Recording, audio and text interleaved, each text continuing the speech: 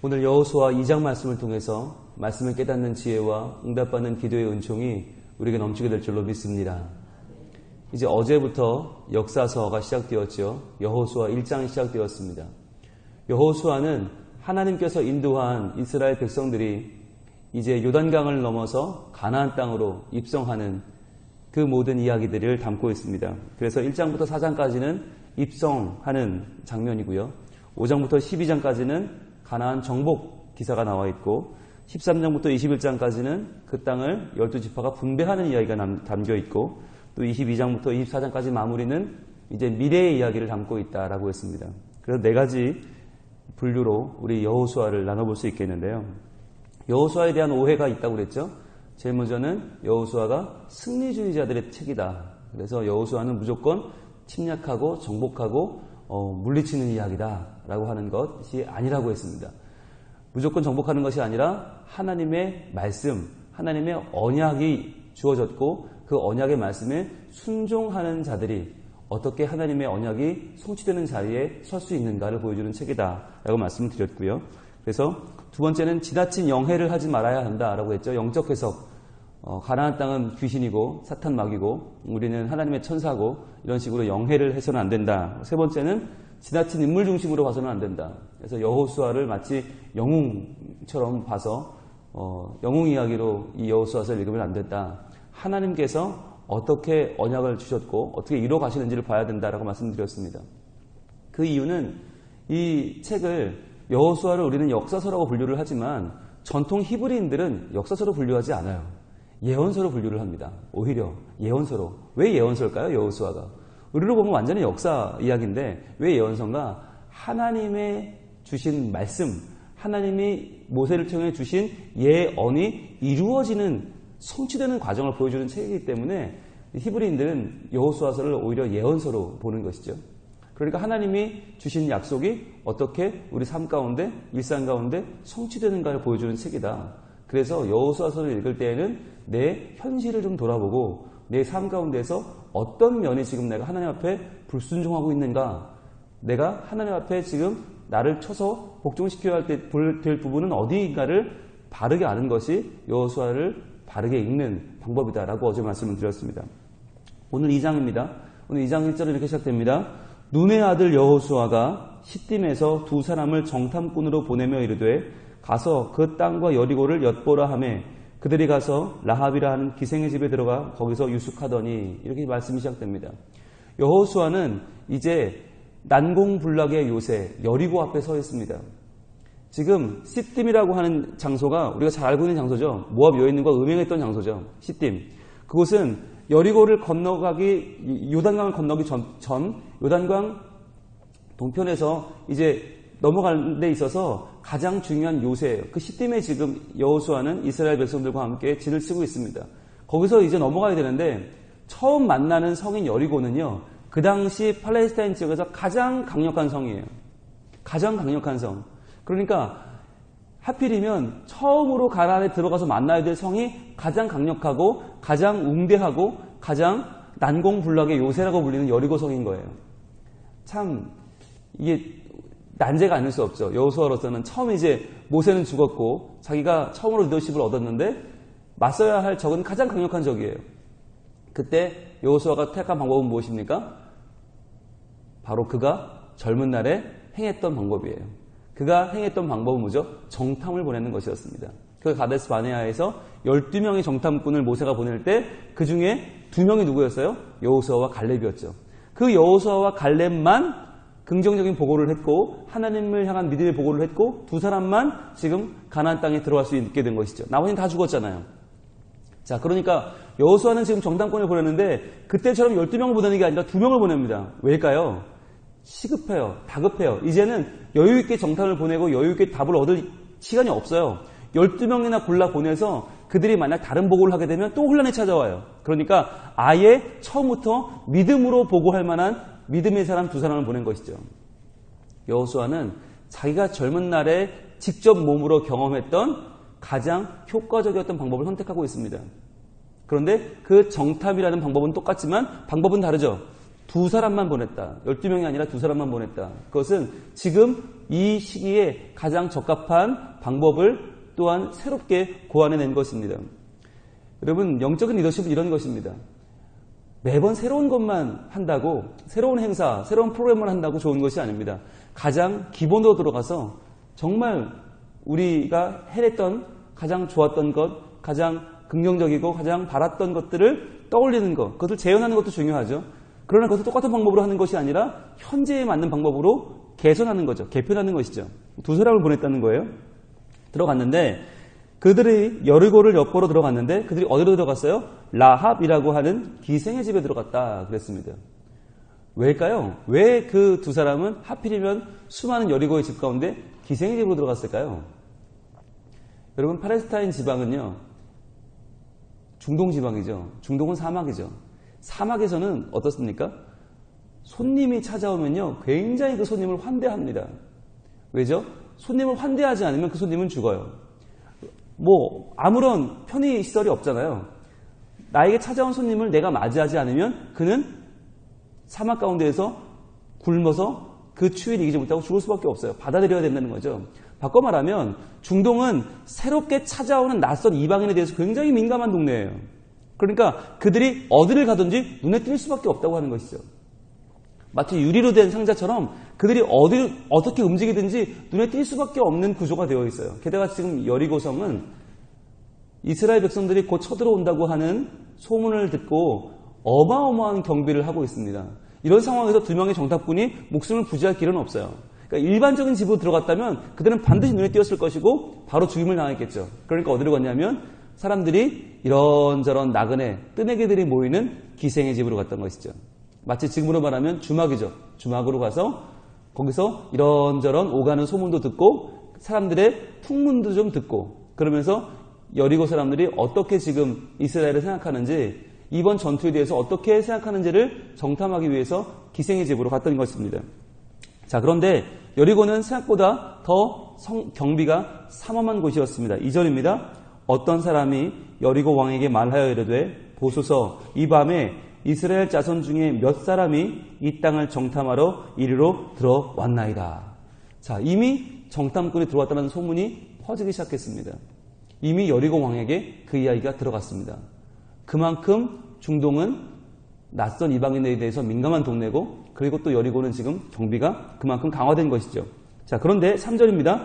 여리고 왕이 라합에게 사람을 보내어 이르되 내게로 와서 내 집에 들어간 그 사람들을 끌어내라. 그들은 이 온 땅을 정탐하러 왔느니라.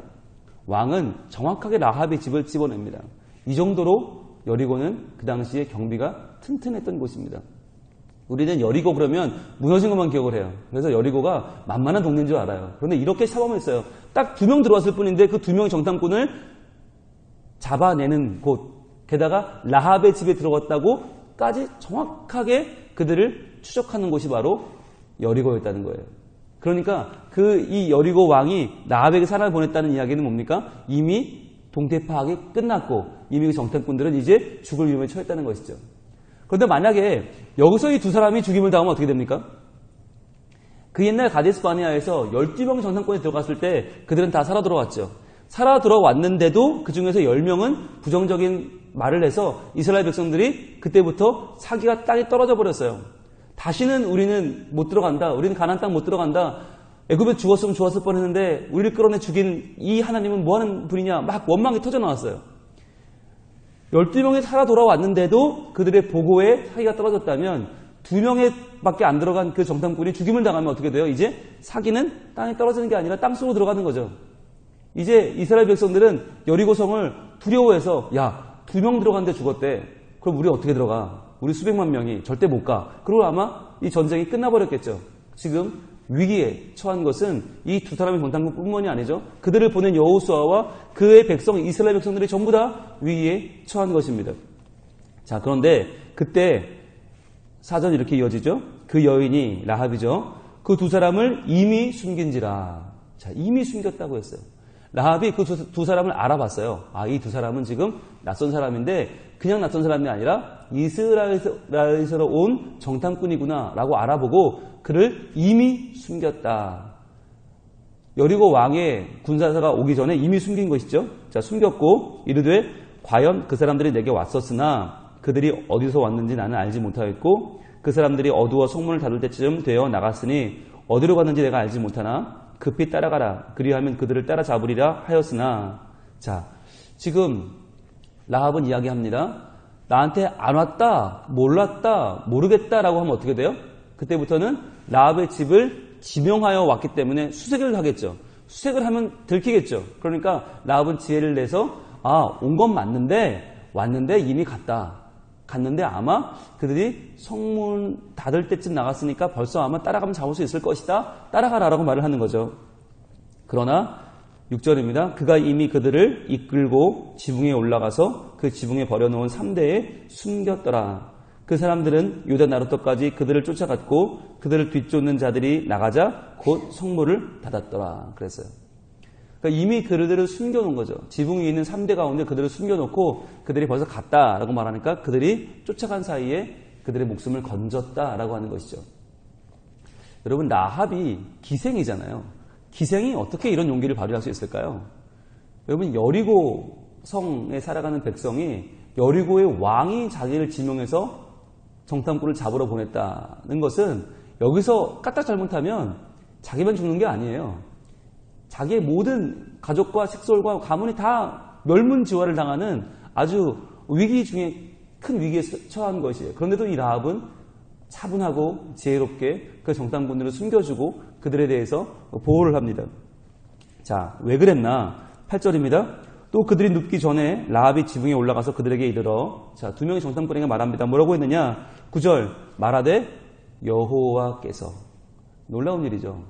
라합의 입에서, 여리고 기생 라합의 입에서 여호와라는 이름이 나옵니다. 여호와. 여러분, 이것이 참으로 놀라운 일이에요. 여러분, 우리는 이스라엘 백성이 하나님의 선택을 받아서 그들만 여호와라고 이름을 올리는 줄 알지만 아니요. 하나님은 이스라엘만의 하나님이 아니십니다. 하나님은 천지를 창조하신 분이요. 하나님은 전 우주적인 분이세요. 그러니까 그 기생 라합이 여리고의 여인이 지금 여호와를 입에 올리고 있는 거예요. 여호와께서 이 땅을 너희에게 주신 줄을 내가 아노라. 자, 이제 이 여리고는 여리고 왕의 땅이 아니고 우리의 땅이 아니고 여호와께서 이 땅을 너희에게 주셨다는 것을 내가 안다. 놀라운 말이죠. 어떻게 이런 말을 할 수 있을까요? 우리가 너희를 심히 두려워하고 이 땅 주민들이 다 너희 앞에서 간담이 녹나니. 자, 우리가 지금 왜 이렇게 경비가 삼엄한지 아느냐? 너희를 두려워하기 때문이다. 너희 앞에서 간담이 높기 때문이다. 우린 너희를 두려워하고 있다는 거예요. 지금 정탐꾼들이 뭐 정탐하러 왔죠? 여리고 사람들이 우리를 어떻게 생각하는지, 이 전쟁에 대해서 어떻게 예측하는지를 알러 왔어요. 그런데 그 정확한 정보를 지금 주고 있는 것이에요. 라합은 정확하게 우리는 너희를 두려워하고 있고 여호와께서 이 땅을 너희에게 주신 것을 우리가 알고 있다라고 고백합니다. 그러면서 왜 그런가? 10절이에요. 그 근거가 뭔가? 이는이라고 말하면 왜냐하면입니다. 성경을 읽을 때 이는 동그라미 하시고 거기에 왜냐하면이라고 써보세요. 성경에서 이는이란 말은 왜냐하면이란 말이에요. 자, 근거가 뭐냐면 이는 너희가 애굽에서 나올 때에 여호와께서, 또 한 번 여러분 노란색으로 여호와께서 밑줄 한번 쳐보세요. 자, 9절에도 여호와께서가 나왔죠. 라합의 첫 말, 그들의 고백하는 첫 말에서 여호와가 나왔고 10절에서 여호와가 또 등장을 합니다.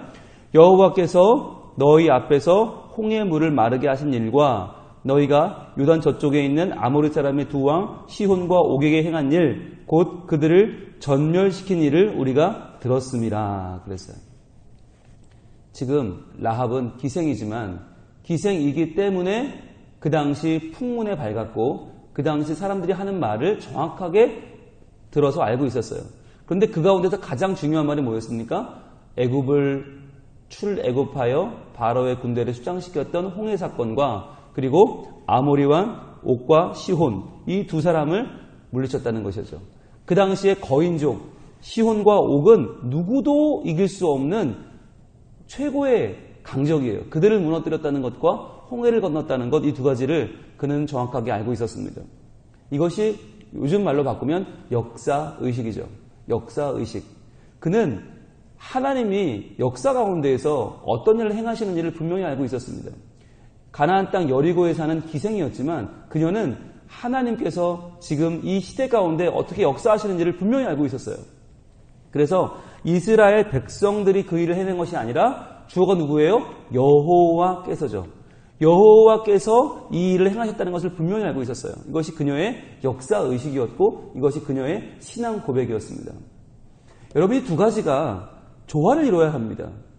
역사의식과 신앙 고백이 조화를 이루어야만 우리는 하나님을 바르게 알고 바르게 믿을 수가 있어요. 그런데 많은 경우에 이 두 가지가 잘 조화를 이루지 못해요. 어떤 분들은 신앙 고백은 분명한데 역사의식이 없어요. 그러니까 이 어떠한 이 시대를 읽어내는 눈이 없는 거예요. 그러다 보니까 편협한 역사의식을 가지고 또는 너무나 좁고 너무나 편향된 의식을 가지고 하나님을 믿는 수가 있어요. 그러면 이 사회적인 역할을 전혀 감당할 수가 없는 거예요. 이 민족 가운데, 이 시대 가운데 우리가 어떻게 지금 믿음을 가지고 일을 해야 되는가는 전혀 없이 하나님만 쫓는 맹신자와 광신자가 될 수 있는 거예요. 근데 반면에 역사의식은 분명한데 신앙 고백이 없다? 그럼 어떻게 됩니까? 사회 변혁을 향해서 나갈 수밖에 없는 거죠. 그 사회를 어떻게든 변화시켜 보려고 나가지만 그 가운데 생명력이 없는 것이죠. 생명과 에너지가 없는 거죠. 그러니까 우리는 역사의식을 바르게 가지고 그 위에 뭘 얹어요? 신앙 고백이 필요한 것입니다. 그래서 지금 라합처럼 시대를 읽는 눈을 분명히 가지고 그 시대를 누가 이끌어 가시는가? 하나님이라고 하는 분명한 역사의식과 신앙 고백을 가질 때에 비로소 우리가 이 시대에 하나님께서 하시고자 하는 일들을 분명히 알고 그 일을 감당해낼 수 있는 이 시대의 사명자가 되는 줄로 믿습니다. 그래서 우리가 공부해야 되는 거예요. 뭘 공부합니까? 현대사를 공부해야 되고 근대사를 공부해야 되고 역사를 공부해야 되는 거예요. 오늘날 역사를 왜곡하는 이들이 너무 많아요. 굳이 중국의 동북공정만이 아니라 우리나라 안에서도 너무나 많고요. 많은 매체 안에서, 많은 요즘 개봉되는 또 영화 가운데서 얼마나 역사 왜곡이 많습니까? 그런데 그런 일들이 너무나 자연스럽게 받아들여지면서 사람들이 시대를 읽는 눈들이 점점 어두워지고 있는 것이죠. 시대를 읽는 눈과 믿음이 라합에게는 정말 조화를 이뤘고 그런 조화가 라합만 구원하는 것이 아니라 여리고와 이스라엘 백성들 이 시대를 하나님 앞에 올려드리는 귀중한 믿음의 행위가 되었습니다. 11절입니다. 우리가 듣자 곧 마음이 녹았고 너희로 말미암아 사람이 정신을 잃었나니 너희의 하나님 여호와는 위로는 하늘에서도 아래로는 땅에서도 하나님이시니라 라고 고백합니다.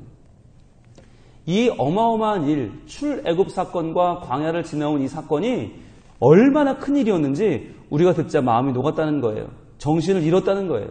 그만큼 지금 여리고는 너희를 두려워하고 있고 우리의 사기는 땅에 떨어졌다.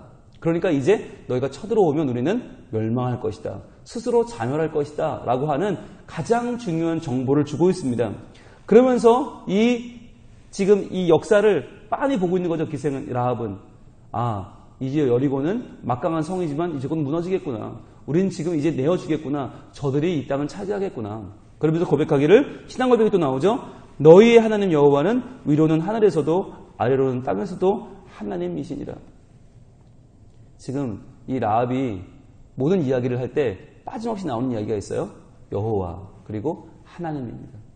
여호와 그리고 하나님.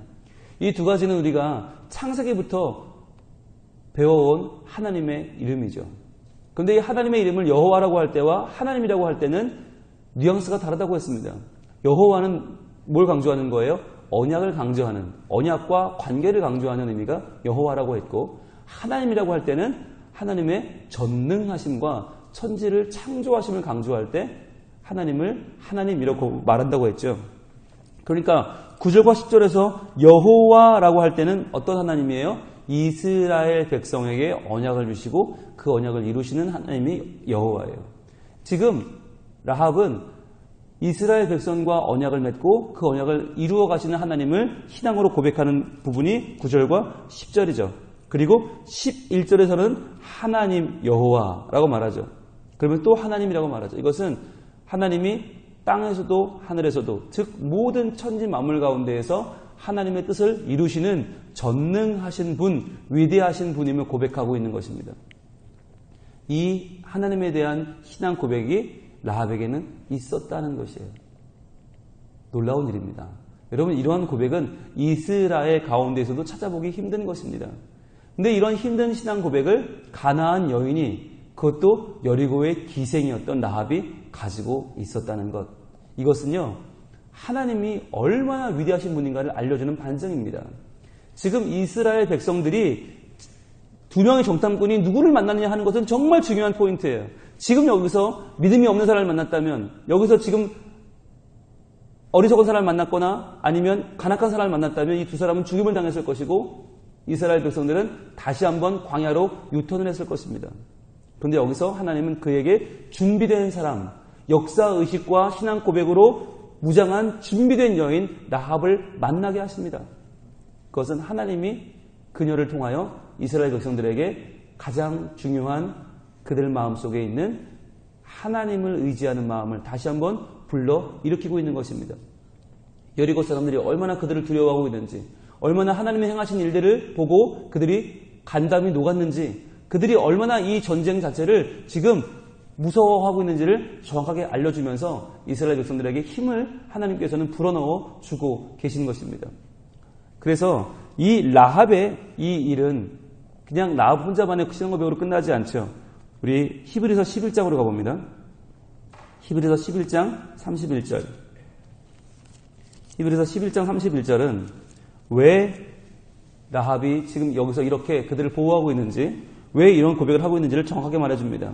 히브리서 11장 31절, 신약성경 366면에 있습니다.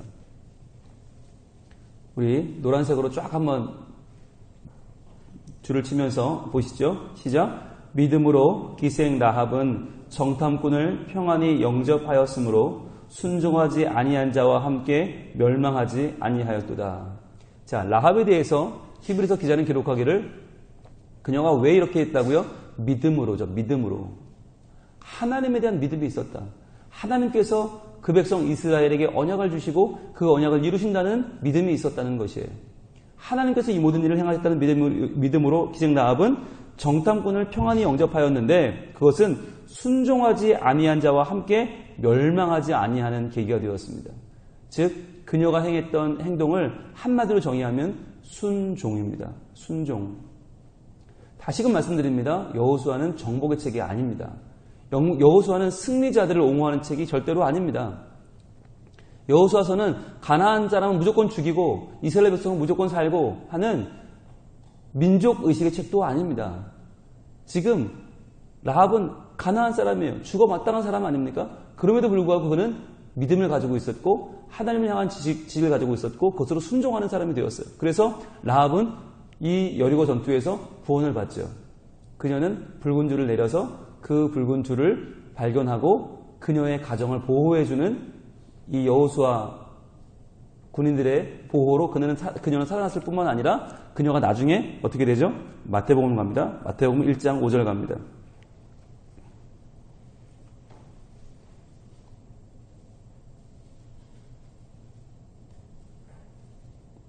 자, 마태복음 1장 5절.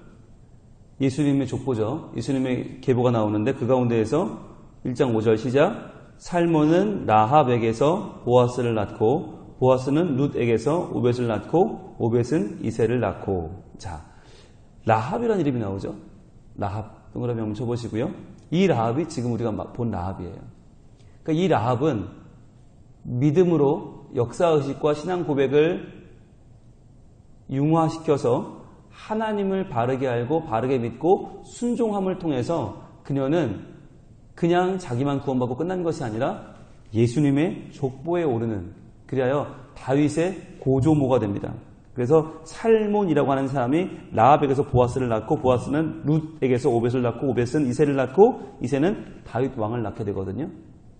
그러니까 이런 것을 볼 때 아마도 살몬이라는 사람이 아마 두 정탐꾼 중에 한 명이 아니었겠는가라고 하는 의견도 있어요. 그래서 라합을 통해서 구원을 받게 된, 목숨을 건진 이 살몬이라고 하는 정탐꾼이 나중에 그 라합의 가정을 구원해내고 그 전쟁터에서 여리고 사람들이 다 죽어가는 그 상황에서 그 라합이라는 사람을 건져내서 그녀와 결혼해서 아이를 낳은 것이 바로 보아스였는데, 그 보아스가 룻이라고 하는 그 유명한 나오미의 며느리 룻과 결혼해서 오벳을 낳고 오벳이 이새를 낳고 이새는 다윗을 낳았다라고 하는 것이 지금 학자들의 의견입니다. 그렇다면 오늘 이 라합의 결정, 그 정말 위급한 긴급한 결정 아닙니까? 그녀가 이 일을 원했겠어요? 자기네 집에 정탐꾼이 쳐들어오는 걸 그녀는 전혀 예상했겠어요? 그러나 그 인생 최대의 위기 가운데에서 그녀는 믿음의 결정을 합니다. 하나님께 순종하기로 결정을 합니다. 그래서 역사의식과 신앙 고백이 하나로 어우러진 결단을 하면서 그녀는 자기만 구원받은 것이 아니라 이스라엘 백성을 구원하고 그리고 예수님의 족보에 오르는 놀라운 여인이 됩니다. 이처럼 하나님께서는 오늘도 우리에게 스쳐 지나가는 모든 시간들 가운데에서 우리가 그 시간 가운데 의미 있는 시간을 건져 올리길 원하세요. 그것은 뭘 통해서 가능합니까? 역사의식과 신앙 고백을 통해 가능한 것입니다.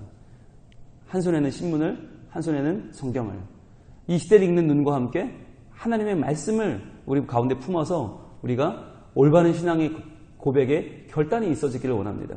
그래서 우리가 정말 참된 순종을 통해서 오늘 우리 삶 가운데 이루고자 하시는 하나님의 뜻이 이루어질 수 있도록, 그래서 하나님이 오늘날 우리에게 주시는 언약의 말씀들이 성취되는 그 과정에 우리가 쓰임받을 수 있도록 우리가 말씀의 사람이 되어 역사의 사람이 되어 바로 이 시간, 바로 이때에 우리를 보내주신 하나님의 귀한 음성을 바르게 듣고 하나님의 뜻대로 쓰임받는 이 시대의 라합으로 우리 한 명 한 명이 다 세워질 수 있기를 우리 하나님 원하고 계십니다.